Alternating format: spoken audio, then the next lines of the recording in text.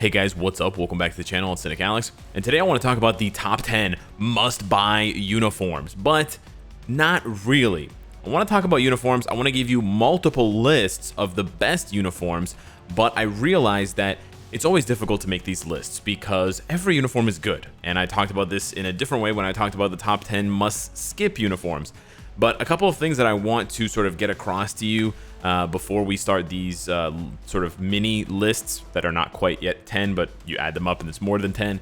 First off, you can build any character you want, and I want to sort of move away from trying to quantify everything as best or not best and meta or the rest, because it ends up in situations where we can't really appreciate and we can't really see the value in X23's uniform because it's not meta breaking, right? And because, well, I don't need this uniform because I only play these 3 game modes and then I log off for the day, so, it's trash. It's not trash, but it's also, it's not the best if that's not what you want it to be. So that's what I want to sort of try and encapsulate as far as uniforms go, because we have so many characters and because we've got so many really good reworks in the last like 14 months. Like they're still hitting it out of the park with 90+% of the reworks.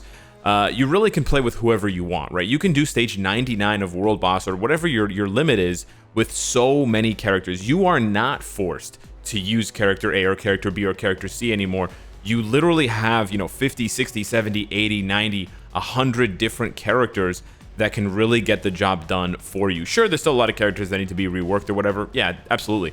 But there's more characters than ever that are better than ever. So I don't want to just, say these are the best 10 and everything else is trash. I want to move away from that. Secondly, I want to caution you guys to stop buying, well, not caution to stop, but anyways, I want to caution you against buying uniforms for characters that you have not built up. In general, I always say, don't buy this new uniform for Rogue or this new uniform for whoever if you're not going to build them all the way. For most characters, that means you're building them to level 70, possibly upgrading some of their gears, giving them the right obelisk, possibly a CTP. For other characters like Transcended and Tier 3 characters recently, it means transcending them and taking them to gear 25, or it means Tier 3ing them and taking them to gear 25. If you have a character at 1 star, buying their uniform, unless the uniform is going to give you some sort of item, like, Hela's uniform giving you the CTP of energy, or Killmonger's, or whatever. If it's going to give you something else, sure, get the uniform. But if you're planning on building up Bullseye in the next few months, you don't need to buy his uniform now, because we have no idea what's going to happen if the uniform is going to get replaced or not. And the uniform doesn't do anything for you until the character is at least Tier 2, level 70. That's really the baseline. So without further ado, I actually have 3 lists for you guys. There is the general list of uniforms that I think will always hold a lot of value because mostly they are support buffs and leadership buff uniforms. Then I will talk about PvP uniforms, specifically if you are a player that focuses on PvP. And then I will finally end with the most popular one, which would be PvE. And for PvE, I try to cross-section the characters so that they are, good to excellent for multiple PvE game modes, because that is the part of the game that we have the most content for, right? PvE game modes and PvE content. So starting off the list with the sort of general, I think these uniforms will always have a value. At the top, I have Valkyrie and Colossus, and that is basically because of their passives. Valkyrie's passive is, of course, the Shield Maiden passive. Any ally on your team, and because she's transcendable, you can take her into Null, they're going to get all of these buffs. That's amazing, not to mention her own value as a combat hero. We also have Colossus here. He's got, basically the best passive in the game for PvP, and to this date, there's only one character that can counter it, and that's Molecule Man. So if your enemy is willing to fork over 1600 CCF and all that, build up material just to counter this one uniform, you better believe that it's a pretty powerful uniform. Piggybacking off of those 2 characters, there's some other characters whose uniforms I think will always have value because it's really hard to replace them. Taskmaster. Taskmaster is especially good because we know through data mining that he's going to be getting a Tier 3 eventually, right? Probably when the Black Widow movie is finally released. But again, like Valkyrie, his passive applies to all allies, but his passive is tied to his uniform, and that's why his uniform really matters and is worth purchasing. Obviously, part of Valkyrie's passive is not part of her uniform. It's just part of her Tier 2 passive, but it gets enhanced, and it's much more valuable once you buy that uniform. Similar to these other support characters, I haven't talked up this uniform much in the past, But Cyclops' uniform, I think it's more valuable than ever because he is the universal leadership for Null and Danger Room Extreme and stuff. Like, he literally buffs everyone, all allies, all attacks. So it doesn't matter what kind of damage you do except for Hulk. But then he also has ambient radiation. A lot of people forget about this, but it basically means that if he's buffing himself, if he's buffing any energy attack characters, he's actually giving them a 65% lead, which is basically the best in the game, unless it's like, you know, Miles Morales for Carnage or something like that. So very underrated in my opinion, and more valuable than ever because we're now shifting to content where you can exclusively use tier 3 and awakening characters, which severely limits the number of leaderships and supports we have. Similarly, I didn't talk up this uniform very much besides being a passive / leadership, but the Iron Patriot uniform for Green Goblin, it has a passive, although the name is wrong, but the passive applies to Dark Avengers allies, and the leadership applies to Dark Avengers allies. Now you're probably thinking, unlike Cyclops, this has a very small window of characters that can use it. Yes, it's very different than Cyclops in that sense, but if you think about which characters have the Dark Avengers tag, 2 of the best characters in the game can use both of those buffs, Sentry and Moonstone. So it suddenly becomes a lot better when 2 of the best characters in the game are getting a massive 60% all attack and increased damage dealt to both heroes and villains. So that's why I would mention it. Last but not least, I know this uniform costs money, but it's very good, and once she gets a tier 3 or a Transcendence, it'll be even better. It is the White Fox Lifestyle Series 2, because the passive's just nutty, and then now with the value of Chain Hit and Pierce, the buffs here to all hero allies is just crazy. All attack, Chain Hit damage, and Ignore Dodge is just really valuable. She's like 2 or 3 support characters packed into one. So just to recap there, Valkyrie, Colossus, Taskmaster, Cyclops, Phoenix 5, White Fox, Lifestyle Series 2, and then the Green Goblin, Iron Patriot. Those are really the only uniforms that sprung to mind for me that I would really consider must buy for almost any account. Again, if you don't have money to spend, you're probably going to skip White Fox, maybe skip a couple other ones, but those really are the only uniforms that I could say, you know, I can universally suggest these uniforms to anyone, and I know it's going to help their account, because all of these buffs apply to the vast majority of characters besides Iron Patriot with the Dark Avengers tag.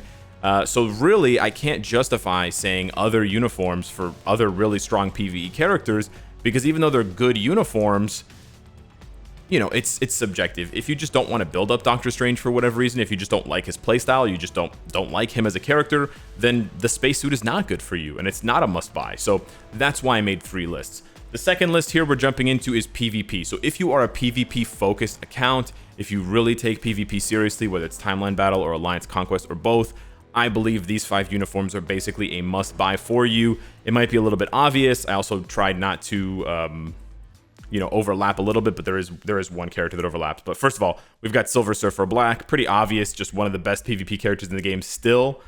Obviously not the best anymore, but still amazingly good. Auto Reflect is invaluable, and the uniform just provides so many more buffs and, you know, more tankiness and stuff. Again, Colossus for PvP, I know I talked about him, but yeah, still very good. Ebony, because of the rise of universals and the fact that his passive is not countered by Molecule Man, so you can get a 25-25 buff and defense buff against universals, which counters, you know, most of the top players, so that's always very good. We've got Immortal Hulk, just an awesome uniform for, again, a top 5 PvP presence, and because his damage scales off of his HP, he will always be good in PvP, because all of the PvP game modes in Marvel Future Fight will have a implicit HP multiplier. So like Timeline multiplies your HP by, I think, like 2.5, and then Alliance Conquest multiplies it by like 6 or 8 or something, and then Alliance Tournament multiplies it by even more. So he's always going to have that additional value that other characters just can't tap into. And then we've got Jean Grey, X-Men Red. I sort of flip-flop between suggesting this one or this one, but either way, very strong PvP character still 2 years after this uniform's been released, or 1 year for this one. She still maintains her value, and she can still, you know, she can still dance with the best of them. Last but not least, for PvP, we actually have a twofer.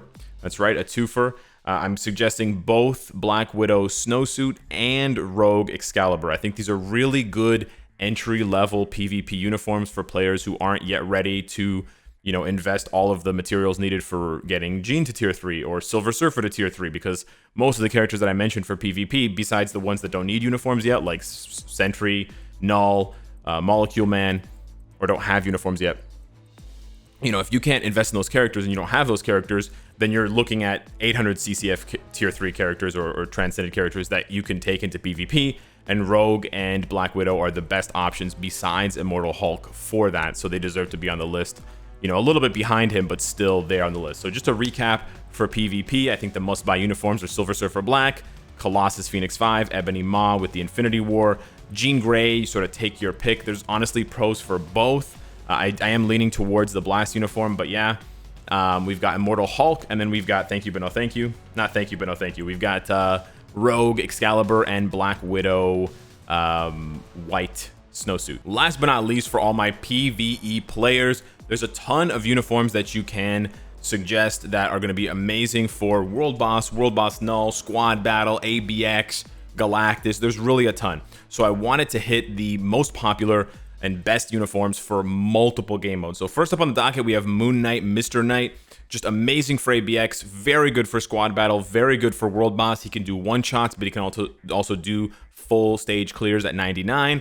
Good for Galactus and Master Mold, good for Null. He really just shines everywhere, and he's a cheaper character to invest in because he's not a tier 3, he's a Transcendent. After Moon Knight, another amazing investment is Ghost Rider. Basically, everything I just said about Moon Knight, Ghost Rider also does. He's a bit more fragile than Moon Knight, but what he makes up for, what he lacks in survivability, he makes up for in complete mind-blowing raw damage. So just an amazing PvE uniform. If you love PvE content, you're gonna pick up this uniform sooner or later, and you're gonna tier 3 Ghost Rider sooner or later because he's just that good. Next up, a pretty recent addition, but I honestly think Cable X of Swords if you don't have Summer Days. If you have Summer Days, you can honestly consider skipping X of Swords, but if you last purchased X-Force or Cable and Deadpool uniform, or if you just don't have any uniforms for Cable, this is a huge upgrade. It makes him very good for, like I said, World Boss Null, Galactus, and GBR stuff.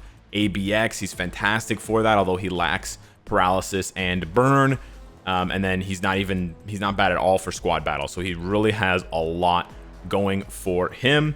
Next up, you've probably heard this one a lot, Luna Snow Lifestyle Series 1. Now, this one's a bit tricky because we expect from the devs to see a uniform, or not we expect, but given the history, we expect to see a new uniform for all of the original characters every year. However, we've already passed a year since this uniform was released, and we haven't gotten an updated one. Same thing goes for, it's actually been more than a year. It's been like 14 or 15 months for Luna. It's been about 13 months for Sharon Rogers and Crescent. So who knows? Maybe we're going to be moving into an era where we're not going to be getting new uniform upgrades for these characters every year. So, you know, it's always a bit of a gamble with the original characters because we can't tie their updates and their uniforms to comic runs or MCU content. They can really just come out of the blue whenever, but it's an amazing uniform. She's still an amazing character, you know, top 3 or top 2, or maybe even top 1 for Squad Battle scores. Still the queen for speed, any sort of speed ABX content. Still amazing for GBR, still amazing for World Boss. Really the only content that she doesn't dominate is Null. That's really the only place where she doesn't dominate, but otherwise she's very, very good. So you got to put her on the list because she just adds so much value to your account for so many different game modes.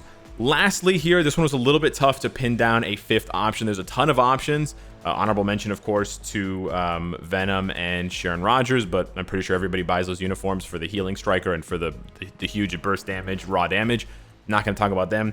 Originally, I picked Apocalypse because not only can he do, you know, World Boss 99 and whatever, he's a leadership for Null, he's decent damage, and he's still the best combat villain for ABX. But I sort of felt like if you really don't care, if you don't care at all for ABX, then his value actually does drop a lot. So this last spot is sort of like a flex spot. Could be Apocalypse, but honestly, if you don't care for ABX, it could honestly be Medusa for the extra leadership and the Inhuman support. It could be, who did I have here? Gambit. It could honestly be Gambit. He's really good if you're going to transcend him. Solid leadership, solid burst damage. You can do some one-shots and stuff with him. We've got Odin as well. Again, if you're going to tier 3 him anyways, you definitely need to pick up the uniform, but he's very, very good for lots of content. GBR, ABX, World Boss Null. And then I also even mentioned, to a lesser extent, Star-Lord. More of a leadership pickup, but if you're going to finish the epic quest anyways, you have to get tier 3 Star-Lord, so might as well invest in the uniform and put that to use. He's honestly not bad at all for Null as a solo clear. Like, he can do a lot of damage and he self-buffs, so you can bring 2 supports. He's surprisingly good and he has ignore dodge. So again, PvE, that's why the last spot was like a flex spot. I had Apocalypse, Medusa, Gambit, Odin, Star-Lord, Sharon Rogers, and Venom, because there's just so many options depending on what you want, right? If you really want to use physical and in your villain characters, Carnage is really good, for example, and he can do pretty well in ABX. If you don't care about getting to 7 million, you can do like 4 or 5 million. If you want other characters that can control the battlefield and whatever, Scarlet Witch is not bad. She can mind control the world boss for the entire fight. There's lots of different options, of course, but those are the ones that I think are the best, given strong gameplay across lots of different game modes. So let me know what you think of the 3 lists: general must-buy uniforms, PvP must-buy uniforms, and then PvE must-buy uniforms. Thank you so much for watching. Hopefully it helps, and I will see you in the next one. Take care.